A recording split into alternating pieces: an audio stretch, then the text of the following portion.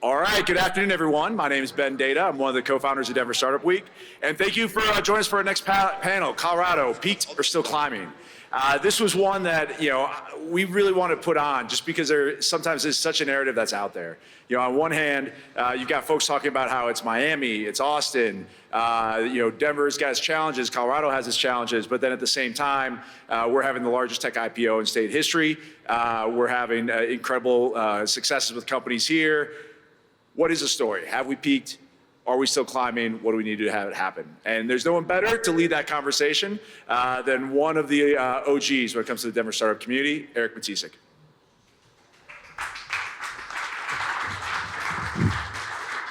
Thank you, Ben.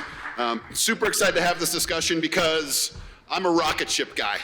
And when people question like any sort of the fuel bays in the rocket ship and whether we're still not headed to outer space, I get a little bit frustrated. So we're going to address some things. Most importantly, we're going to talk about the opportunities to allow us to keep climbing. So super excited. I want to invite up our panelists to join us for this awesome discussion. John Schwenga from Dish.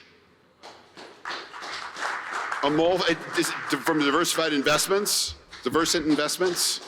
Nicole Galeros from Nicole Inc. and Bijal Shah from Guild Education. So we tried to mix up the panel today to really have an awesome discussion from those in really big companies like Dish. John's been at Dish since 2010 and has been on Charlie Ergen's hip on most of their innovative projects and leading their mobile operations today. To those who recently from Colorado, like Bijal and Amol, and Nicole Galeros, who's been with us from Techstars from the beginning. But I think it would be great to have each of them give you a quick bio and background as to their orientation to the discussion that we're going to have today. And then we'll dive into the first topic and topic one. So I'll start with John Schwenga. John? Thanks, Eric. And it's awesome to be here. Good to see everybody. I've been building cell sites for the last 3 years. So this is my return to Startup Week. And I've just seen about 50 people that haven't seen in a while, and they all had a smile on their face, which was great. And a great time to be in downtown Denver today. So I've been in town since 2002. I have been at one of the larger companies.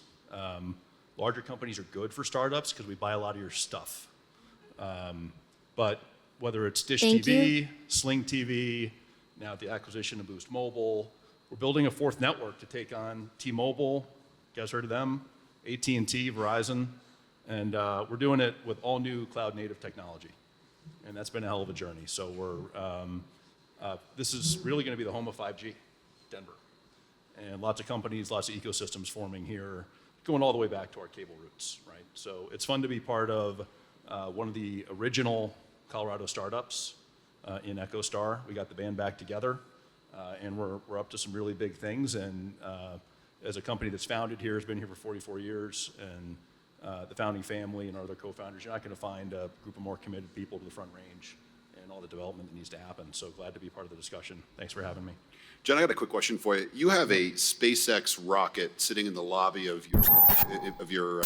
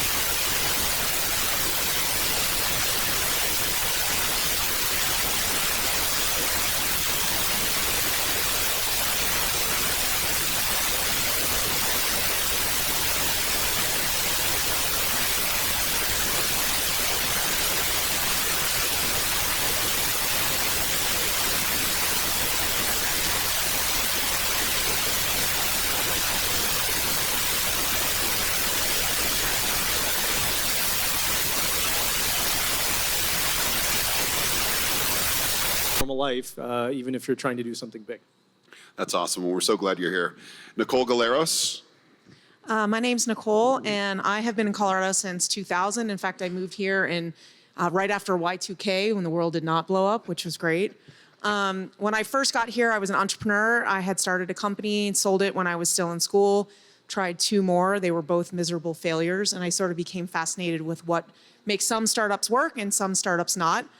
I ended up working at a local incubator here called Boulder Technology Incubator and was there for a number of years, and then ended up joining David Cohen over at Techstars when there was about 10 companies in the portfolio. I left in 2022, and we had invested in over 3,000 portfolio companies, growing at 500 a year, 19 countries. It was quite the rocket. And since 2022, I have been doing a little bit of investing, and I also run a performance program for early stage founders, and I'm trying to bring a women's professional soccer team to Colorado. Yes. So. Awesome, Nicole. Bijal. Hi, everyone. I'm Bijal. I'm the CEO of Guild. I came to Denver via Ibotta and super grateful for Brian, Luke, and the rest of the team for recruiting me here. I came kicking and screaming and was like, I'm not sure I want to live in Denver. After about 3 months of living here, I've not looked back. I've lived here for 10 years now, so I'm not new anymore, Eric. It's been a long time.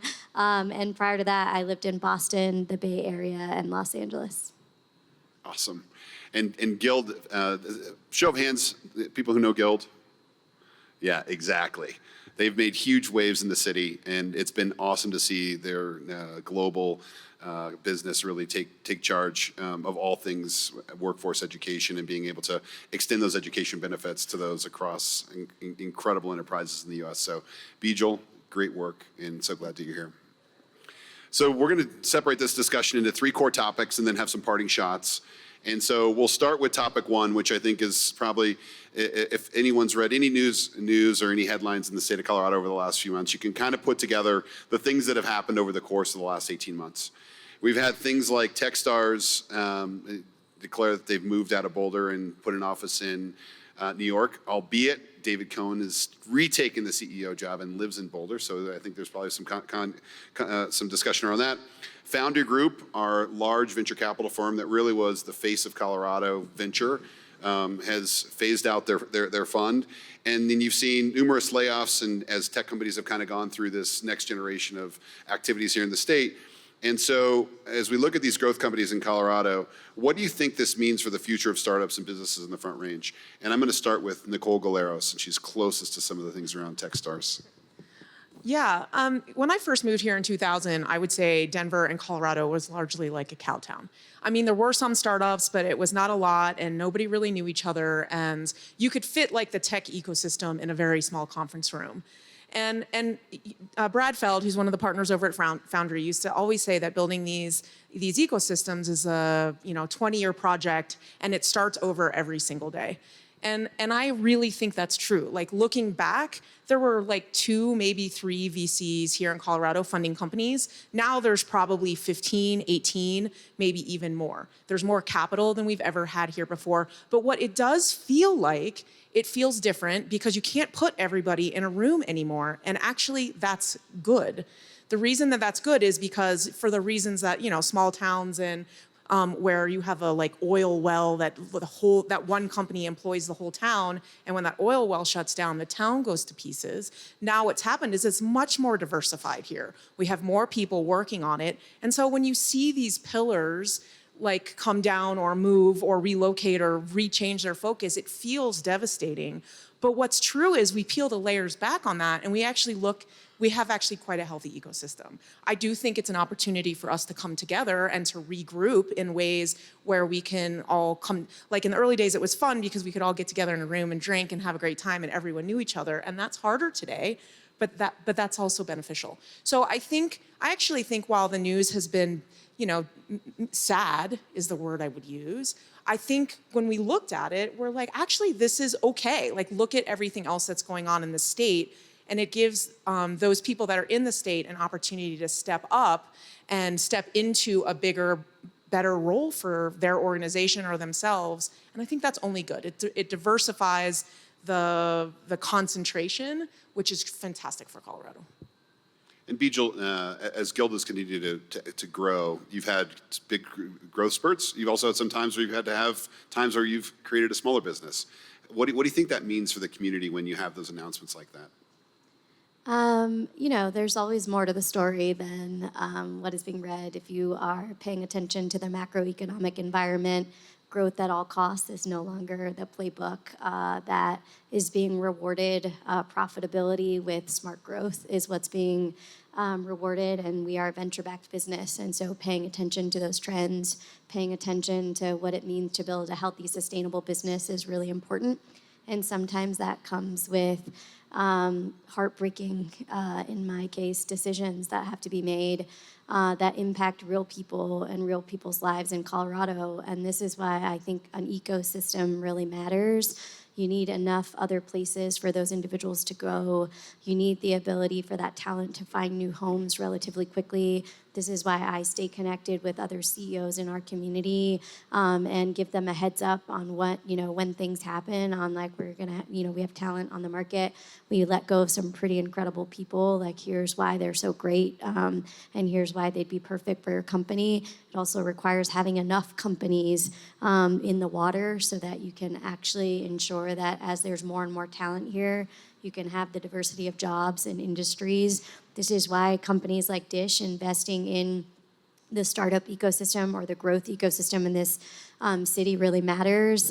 By buying products of startups or growth companies in this town, you are reinforcing the ability for an ecosystem to exist. I also think Ibotta is, the first, I would say, in a while to fall and have a successful IPO and to show that that Colorado can both deliver successful IPOs, sustain those, and continue to build enterprise value. And I'm so proud of that team. I'm so proud of that team. Brian Leach and the whole team, Yeah. for sure. And it's great. Like they're accelerating the momentum of people to come behind them. And there are other companies in this city that lie relatively low that I think are going to be next. And the window needs to open up and the time needs to be right. But I'm bullish on this city. Yeah. I love that. John, Amol, from your perspective, both coming into Colorado and John, you've been at Dish for 15 years. You've gone through 3 cycles. I mean, you've seen a bunch. Do these headlines? I mean, did you think about them when you see them? I mean, what's your perspective? Well, I think like anything, there's headwinds and there's tailwinds, right? We've got a lot of tailwinds in town right now. You've got 10 plus Fortune 500 companies. You've got 10 plus industries. All the hyperscalers are here and very active. The people that are coming through this city and this state every week is amazing, right? We get a chance to interact with a lot of people who are here. The money's coming to town. Industries are coming to town. There's a lot of companies that have interest in being here. We talk to a lot of companies that want to put a shingle up in the great state of Colorado, and for the most part, people that are here, it's positive, right? I don't have to do a lot of selling. I just have to take good questions, right, and provide just some thinking about how to navigate. And I know we've made a lot of progress in my years in town at being a very welcoming state for business. I think we've got a great government that's very pro-business right now. And we've got really big moonshot type things happening here if you peel it back. And you don't hear about all of it because all these people are heads down doing real work. And that's what really ultimately matters at the end of the day. I think that's true of what's happening here with quantum and other things. And that's really what we're up to and what a lot of Colorado companies do, right? We're just very focused on getting the job done, right? And that's ultimately what's going to drive the value, keep the flywheel going. On the other hand, the tailwinds are real. I personally enjoyed, the headwinds with bringing people to the state has gotten a lot harder, right? It used to be very easy to recruit top talent to Denver. Your house is going to cost less. You're going to have kids in better schools. You're going to benefit from all the great infrastructure, all the things we were talking about in terms of just a great state to be in. Those things aren't as true as they used to be. And I think we really have to focus on those things to make sure that we get people here. Now it's, as I'm recruiting, perhaps an executive to come work in or a senior engineer in our wireless business, that's really expensive in Denver, right? And that's sort of a new trend, right? That I think a lot of Colorado businesses, small and large, are going to have to really figure out how to deal with. And we can. We've been through much bigger challenges. We have so much going for us, but we've got to address the infrastructure of the state and how we make those things keep going. And we've got some step function growth in front of us if we do those things right. Well, would love your perspective, especially in the foundry bit, having spent time at Kleiner. You've got some context around venture capital ecosystems and the importance of having really great pillars of venture investors. Like, what's your read on Colorado from a venture perspective with that move?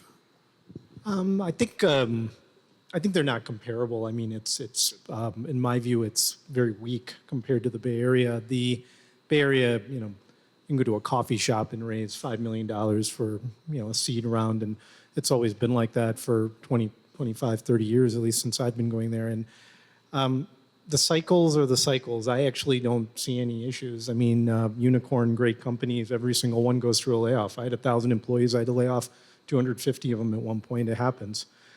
Great company is always going to have those cycles. And so none of that is really out of the ordinary at all to me. I think the ecosystem difference really has everything to do with risk-taking and capital. I don't think the same culture of risk-taking exists here. I don't think people are as quick to part with their money. There haven't been as many IPOs. Ibotta is a great one. Brian is an example of a tremendous leader and is a good friend and one of the people who helped bring me here and convinced me to come here. And usually those are events that lead to the formation of other companies, but you have one of those a week in the Bay Area, and we have one of those every 5 years over here. So that's what has to change, but for that to change, somebody has to step up and write checks and take risk, and I don't think it's comparable. I think it's a very different world. Doesn't mean it can't be done, and I think to the question of has it peaked, I don't think it's peaked. I don't think it's even started. Well, let's address. The mayor recently said just this week that U.S. News and World Report had released a report that said Colorado's one of the top 5 hottest job markets in the United States. So it's a dichotomy to the fact that we're feeling some of these headwinds. When we think about the weaknesses, Amol, you started to talk a little bit about, in San Francisco, you can quickly raise $5 million over a seat round at a coffee shop. Like, what are some of the weaknesses that we have to really, really focus on, as we're thinking about really taking that next step? In the next chapter, we're going to talk about opportunities. And so I'm hoping that we can really put some of these weaknesses on the table to talk about the path towards solving some of those. So Amol? Oh, sure. A huge weakness is access to capital. Just to be honest, and I guess I can say this, having been at a top VC firm, built a company and everything, I didn't find the venture capital or venture capitalists in this region to be venture capitalists. I find them to be growth equity type investors. I don't think there's a proper tolerance for risk. I don't think there's a proper knowledge of how companies are built. And so if you want a weakness, I mean, at Kleiner 18 years ago, we would take an entrepreneur who was completely green and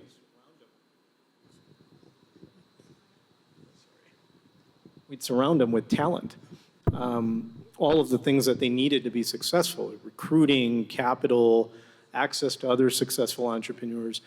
I just don't see any of that. I see a lot of analysis of spreadsheets and other things, and it's true that that's actually been the case everywhere. It's not just Denver, but I think until that willingness to take sort of the earliest, write the first check, the first or second check, until that happens, it's really hard for a company to start. And you need a lot of them to start for some of them to get big. So I honestly think that's a weakness. I don't think the talent's a weakness. I've hired 20 people in the first year here. We're going to hire 20 or 30 more over the next year, and I have no doubt. And I would put our talent up against anybody in the Bay Area right now, technical or otherwise. So I don't think that's a weakness. But the capital and the risk mentality of investors is. Cool. Yeah, sure. I agree, and it has changed a lot over the last couple decades. And so I think one of the things that we want to focus in on is where are we today, but it's also like where are we going? And I won't answer that question because I know you're talking about opportunities next. But if you do go to the Bay, it's true. Like you can go in any coffee shop and you're going to bump into like 7 different VCs and they're all competing for the same job. So in like a square area, the density of capital is probably greater there than it is here. And I also think, but because the Bay Area has had a lot more exits and they have a lot more, like they've got a lot of money running around, people that are wanting to reinvest in that area. So Colorado has been on the unfortunate side of a lot of companies that were here left, and they might have IPO'd or done something somewhere else. They didn't do it here. They didn't stay here for that.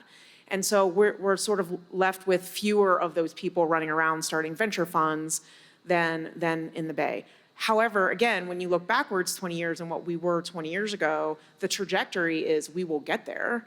But it is true. We have some gaps in funding. We have a lot of stuff on the pre-seed and seed side here. We have very little on the Series A, Series B, and then like that whole like sort of middle A, B sort of C stage, there's very little, if anything, and then there's a bunch in the growth equity side. And so we do have gaps. We have done okay on the pre-seed. We need more, right? But we also need more exits here, and that will help fuel some of that. And then we need more in the center of the sort of A, B, C, D sort of growth rounds. Bijal and John, as some large employers in the community, how are some of the external factors affecting you? And these are things like having to post salaries on job postings, the FMLA laws and guidelines that Colorado has since passed over the course of the last 4 years, housing.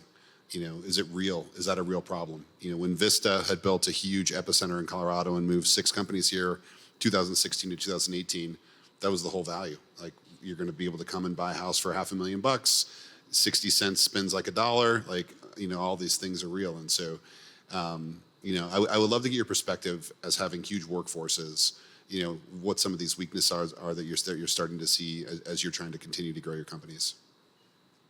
So I'll qualify everything by saying we're proud to have over 7,000 employees in the state, increasingly higher educated, white collar, laptop class type roles, and we just plan on growing that. Right? We're not backing off at all.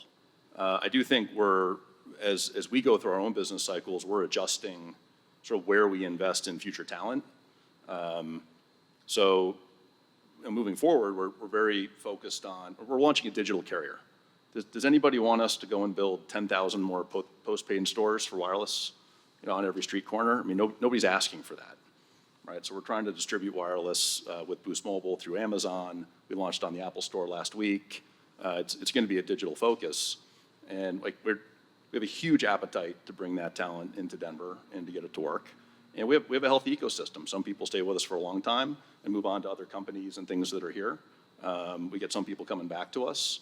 But we're trying to make sure that that's a strong environment. We've got a great tech center here in downtown that we opened 10 years ago that's as busy and vibrant as ever, doing full stack development right by Union Station.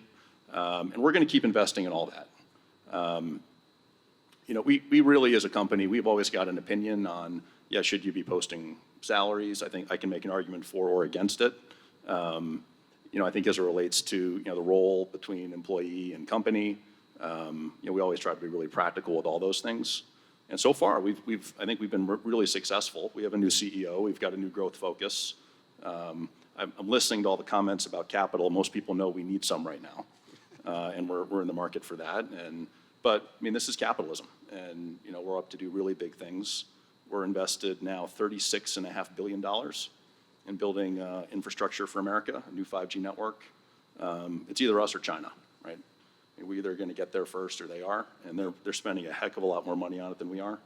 But we believe in this, and we're choosing to do it in Denver, and we think Denver's a great environment to do that in. That said, it is, for people that are at the top of their trade, it is a very competitive market, right? A players, hard to come by, but you get a great A player, it's a force multiplier, and you start producing them.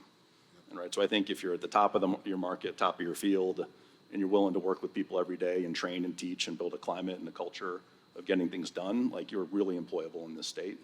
And we focus there. And I think, look, there's always going to be a part of the market where there just aren't enough roles for everybody. And I think a lot of companies have gone through that recently, including us, over the last year. Bijal?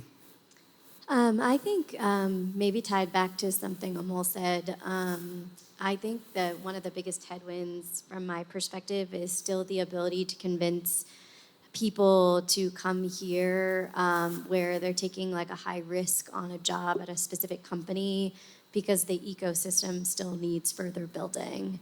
And you build that ecosystem by getting not just more startups in the state, but getting more companies to be in the state. So you can create a diversity of jobs so that people feel like, okay, if I take a bet on this company and it doesn't work out, here are 4 other companies that would be great for me to go work at. I think, and you're seeing a movement back to people coming into the office, and so location is going to start mattering again more than it has. I just came back from the Bay the last 2 days, and like everywhere I went, everybody was talking about Amazon's new policy and what is happening and what that means for how the other big 5 are going to fall in line, and just like ad nauseum the conversation around that. And it's right. One of them made a bold step, made a move. Everybody else was like chicken is the words that were used to me. And now everyone else is going to follow suit because they have the air cover of someone like Amazon doing the thing that others wanted to do. So again, I think location is going to start mattering again in a way that it hasn't actually in the last 5 years. And as that happens, you then have questions around like, okay, I'll move to Denver, but what else is there? Because I don't want to get stuck in this one job, in this one place. And so for me, I'm spending a lot of time thinking about what are those next horizon. You have Ibotta, you have Guild, you have Verta. What's the next tranche of companies that are in mid-stage of growth or trying to get out of Series B and C into late stage? What are we doing to actually put infrastructure in place so that they feel like there's someone to call when they have a question, so they understand what it means to continue to build their company in this way? If you were in the Bay Area, you could just walk down the street and walk into some operating leader's office and be like, shit, I don't know what to do about X or Y. Can you like help me think through this? We don't have a high concentration. I bet if you went and talked to Brian, he's probably getting 300 emails a day from people in Colorado because he's one of the few that you can go to ask these questions to.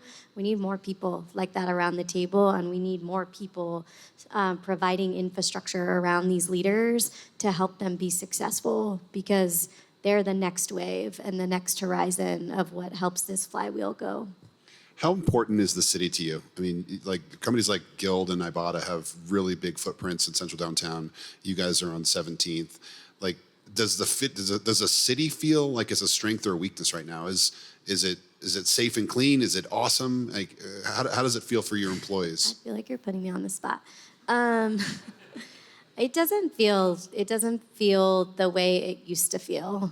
The vibrancy, this is the most vibrant it's felt for me. I come into the office 3 days a week. I try to pull as many employees as I can. I do all kinds of things, carrots, not sticks, to try and get them to come.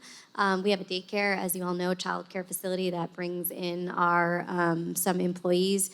But downtown does feel different. I think part of it is the construction that is happening. And so I'm just like, please go faster and improve this construction.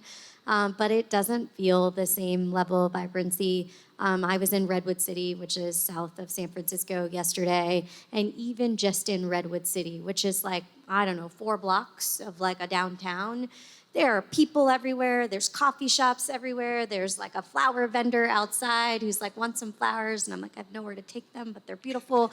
Like, it's just you can like feel the energy in a way where like, I'm like, please, let's bring it back in this city. And I don't have all the answers, but yeah, that's my real answer.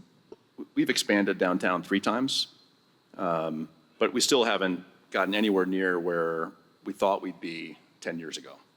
Right? We really thought with turnover of generations in the workforce and what people wanted from an employer that we'd have a much bigger footprint downtown than we currently do.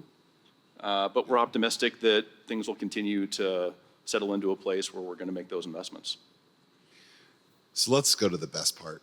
What's ahead? The opportunities in front of us. Amol, I'd love to start with your perspective, just because I think, coming in from the outside and moving your family, making a really big choice to to step out of where you were to be here in Colorado. Would love to get your perspective as to some of the opportunities you see there in front of us to go to that next level and level up. It wasn't that big of a deal. I mean, if you can be very mobile, and everybody wanted out of California. Everybody wants out of California. So the moving wasn't a big deal. I think the opportunity is right at the moment. I think Bijal said it well. I lived near Redwood City. I lived in a town called San Carlos, and our office headquarters happened to be there for my previous startup. And in some ways, it felt more vibrant there than it does here. I don't think the problem here is homelessness or crime. I don't think there is that much homelessness or crime. I mean, if you have some perspective, I grew up in Chicago, and then I lived in the Bay Area for a long time. Like, those are like way bigger problems in those regions than they are here. I think the problem's something else. It's maybe lack of incentives for people to come downtown. It might be the construction or those kinds of things. So I think there's an opportunity to create vibrancy, and I think if you did that, you create community. I thought Bijal made another really good point. That then creates the opportunity to talk to others. And that is something that happened in the Bay Area all the time, informal mentorship or access that you just got for free. My partner is a startup person too, and she happened to, interestingly, make an observation to me saying basically that everybody here is a consultant. In the Bay Area, you can go access people and they'll talk to you. Around here, everybody wants your money to talk to them like they're experts or something. So I think there's an opportunity to create a true ecosystem. And then secondly, I would just say right now there's an opportunity to be a big fish in a small pond. I mean, for me, I will say our startup feels a bit more special because if we were starting this exact same business in the Bay Area, there may be some interest in it, but there's 500 others up and down the street. I think we've got that opportunity, and I think anybody else who starts a company has that opportunity. You can be one of the first, and that gives you an advantage on a lot of fronts, access to people, if to the extent capital is available, and then also making a name for yourself. So I think that's probably how I'd see it, is think of it as being at the forefront of something, and where can the region be in 5 or 10 years, and would you be willing to take that risk? Because there's probably a disproportionate return. Awesome. Nicole, opportunities, new programs, new ideas. Excuse me. Just listening to you guys talk, because I think it's fascinating because you come from, outside the area. I think when I first got here, one of the things that people like Brad Feld did was really do open office hours, and anybody could get time with Brad, and he didn't charge for it. He was very had a lot of wisdom and a lot of experience in what he was doing. But he really sort of embodied this give first mentality, right? And I think it was part of what made Colorado special in the early days. And that does feel like it's gone a little downhill. So I think there's an opportunity, maybe opportunity is not the right word, maybe it's a request, right? To say, put time on your calendar every week for the community. Offer your services for free to an entrepreneur or somebody that needs your help. It doesn't have to be an entrepreneur. It can even be a mid-level manager somewhere, because the only way we get those mid-level managers to be amazing executives is by giving them the support that we need. There used to be this mentality of a rising tide raises all ships, and I do think COVID really impacted that here, right? And so I think the opportunity and the request is there is something in the world that you are phenomenal at. I recognize that you probably are making a living doing that, and I'm not saying get rid of your day job to give it away for free, but there are little nuggets and little things that you can do to help people to level up, right? And if you don't have that expertise, then don't fake it, please. Because I do see a lot of that, where people think that they're experts and they're not, and they end up doing a lot more damage in the ecosystem. Right? So be realistic about where you are in your journey. Ask for help if you need it, but don't help if you don't have the expertise to do it. But I do think that is the opportunity for us to come together as a community. It's Colorado, this is a small town. This is a really small ecosystem. It's not hard to get around here. And so I think there are opportunities for us to come together better. Bijal and John, I'd love to have you showcase some of the strengths we have. I mean, you see it from a really big perspective, and strengths and opportunities in front of us. One thing I don't want to lose sight of, and we say this inside of Guild, so I'm stealing it from another executive inside of Guild, is we're in the process of succeeding. And I think, look, I moved here 10 years ago. You couldn't find another person of color in the room. You couldn't find the diversity that I expect out of a city like Denver, let alone the rest of the country.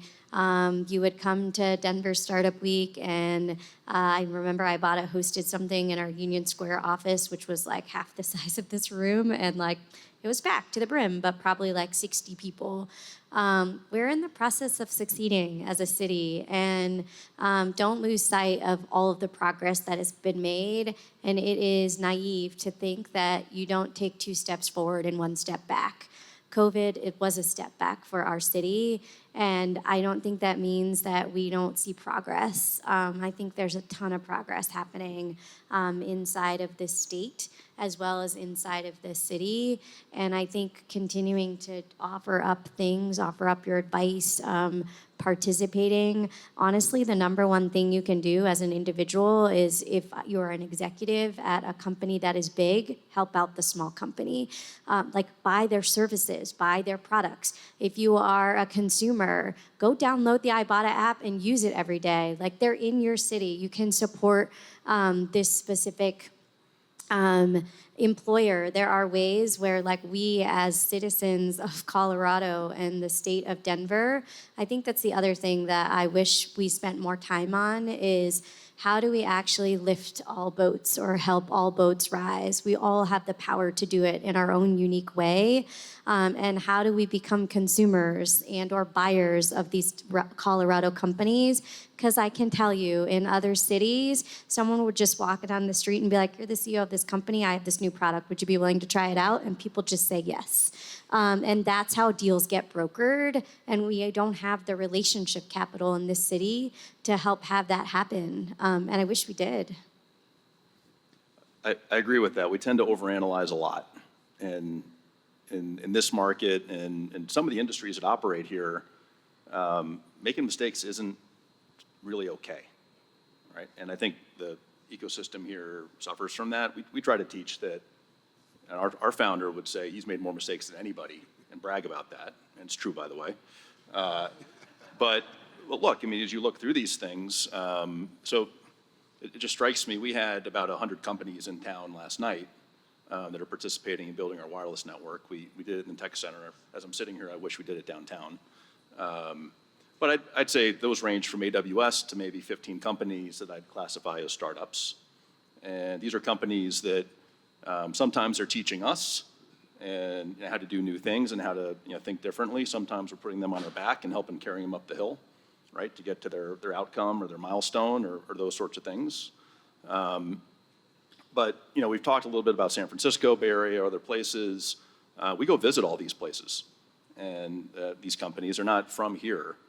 And it's really interesting. You go to places like upstate New York, and you find out that the company that you're betting your future on, they were founded and are part of an economic development zone, right? The ones like the ones outside Syracuse, New York, right, or that are popping up in Ohio and other places.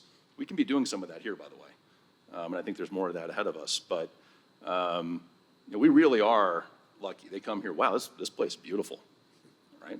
You got crazy talent here, right? When you think about the rest of the country, I mean, we still are a shining light, and I think that light's only going to get brighter. We're highly educated. You've got a lot of know-how and energy here. I said earlier, in this state, we get things done. I think we could probably talk about it more. I think you let the narrative sometimes take control of itself from the coasts. There's a lot more being written about us from the coasts than we're producing here ourselves. We should tell our good stories and be proud of it in a different kind of way. And I think I'd say on average, at least for me in my travels, I don't know that we've picked up ground there in terms of what we're doing for ourselves to make sure everybody knows that we're open for business and that this is a great place to come in, improve your life personally, professionally, other things, and a great place to, have partnerships. And so that's where I'd end. Yeah. Can I add something really quick? Yeah, 100%. The All two day. thoughts that I had as I was listening to you guys talk is, one of the things that I love actually about Colorado is that we are a fairly humble group of people. And nobody, when you meet somebody, you dig into their background and you're like, wow, that person's like really amazing, and had no idea. That actually is a problem too, because that's one of the reasons why Colorado doesn't tell its stories very well. And so it's like a double-edged sword. One of the things I dislike about the Bay is you talk to somebody and you're like, they tell you all the wonderful things that they've done, and when you really like scratch the surface of it, it's actually all crap, right? And so they beat their chest when they shouldn't be, and we don't beat our chest when we should. That's a good thing and a bad thing. And so telling our story here is important, but it's also a wonderful, beautiful part of our culture that I don't know how to balance. So that's thing one. And then thing two, is the other thing that made me think of is when I've traveled a bunch too, and when I was in New York, I was working with a lot of startups in New York City, and all of the big like buyers and things like that in New York, if your product sucks or your company sucked, they told you. I'm not buying your thing for these 3 reasons, and it sucks for this reason, it sucks for this reason, it sucks for this reason, get out of my face, right? And it was harsh, but man, it was effective because you got really, really high quality feedback. And in Colorado, everyone's really nice. People don't really want to tell you why not. They want you to succeed, but they don't want to give you the feedback on why they're not going to buy your product or why they're not going to fund you. And so I do think an opportunity that we have as a state is to learn to have difficult conversations, right? Learn how to tell somebody, I would, but for these 3 reasons, and if you did these 3 things, then yes, I would buy it, or yes, I would fund it, or yes, I would hire you, right? If we can start to be clear with those things, really crystal clear, I think that also helps. I mean, it's a little harsh, but like, hey, we're good, right? We can climb mountains, we can take a little criticism. So I feel like that's like a really good opportunity for growth too. Any other opportunities that you just really, really feel that are in front of us? Amol, Bijal? Oh, I think I covered it. Yeah. We covered it. So I think More Series B, C, A investors. So Nicole, expand on that a little bit. I think specifically in the venture capital community, like knowing the Techstars narrative that we have, what's the real big opportunity in front of us? We've got some firms here that are doing some great work. We have some large firms like the Kleiner scale firms. You don't know Kleiner here per se, but scale firms that have doors open here and boots on the ground. Like, what's the real opportunity for our venture community if capital is so important to us? I mean, like I said earlier, we have more capital than we've ever had before.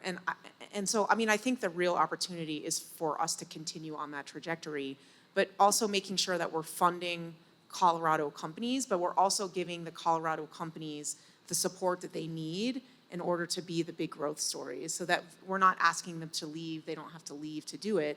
So if we have the capital here in those, not only this, seed stage, but all the way through mezzanine capital, right? If we have all those stages of capital and then we have the support here to let the company stay here and grow here, I mean, I think we could rival the Bay.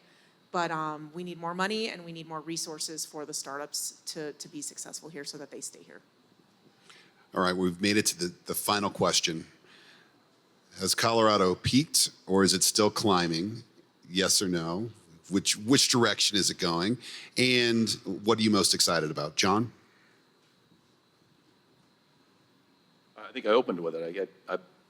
We're climbing. We've got a lot in front of us, but it's not going to be linear. It's going to be just like climbing a 14er. You're going to get here, and then you're going to see, wow, I got a long way to go ahead of me, right? And some parts of it are just going to be really hard vertically. And I think some of our industries are feeling that. Some of our people who work here and call this their home are feeling that right now. But I think we talked about a lot of the big things in front of us that are a reason to be optimistic. It hasn't peaked. I don't think we've even started climbing. I mean, compared to having perspective in places like the Bay Area or even these secondary markets. So I would say all the best moments for this region from a startup standpoint are ahead of us. And I really strongly believe the opportunity is bringing that entrepreneur and early stage capital ecosystem, later stage too, because that will create vibrancy in and of itself, I think, to make that process have less friction in terms of forming and starting a company. But not only do I think it hasn't peaked, I don't even think it started climbing yet. Yeah, I think you have to zoom out. And I think when you zoom out, I love that like we haven't even started climbing yet. I think that's awesome. I have a different perspective because I've been here for a while, but like, I kind of love that. Like the most important work is still in front of us, and that's such a good attitude to take. And so I think if you zoom in, yeah, Colorado's gone through some hard stuff. Who hasn't? What region hasn't? What company hasn't? What person hasn't? Right? That's okay. Zoom out. And when you zoom out and go, wow, it's like, let's double down and really get started. I think it's such an awesome. So I don't even think we're close to having peaked. But let's go, Colorado. Okay, I'm gonna be really honest. When I saw the question, I was like, who's having this conversation? Like, what are we talking about? We have a pipeline of companies who are in the process of either having exits or getting closer to exits. Then we have a crew behind them that are in the Series A and B stage of like, they're going to scale. And then there's a bunch of seed companies behind them. And 10 years ago, there were like 3 startup companies you could go to. You could go to Crapsy, which got by NBC. You could go to Ibotta, which was like a Series B. Or you could go to Dispatch Health, which I think had like 3 employees. That was like the board. And Connor, who's sitting back there, was doing the recruiting for all of those startups at the same time. And so I was so confused, to be honest. I think it's a great title, but I was like, who thinks we peaked? Like, we have so much more to do. We're in the process of succeeding, y'all. And we got a long way to go. Well, we've dispelled the myth. The climb hasn't even started, and Colorado's on its way to the next great startup community. And so, huge round of applause for our awesome panelists. John, Amol, Nicole, and Bijal, thank you, thank you, thank you. I encourage all of you to get involved, and I think in Nicole's words, show your expertise. Put that hour on your calendar to really give back to the community. It takes many hands make light work, and it takes all of us to be able to build the future of our amazing startup ecosystem, and most importantly, our amazing state. So dig in, get aggressive, get involved, and continue to show the world your strengths and shine bright so we can all get to that next level. And so thank you, thank you, thank you, thank you. And Colorado, Godspeed.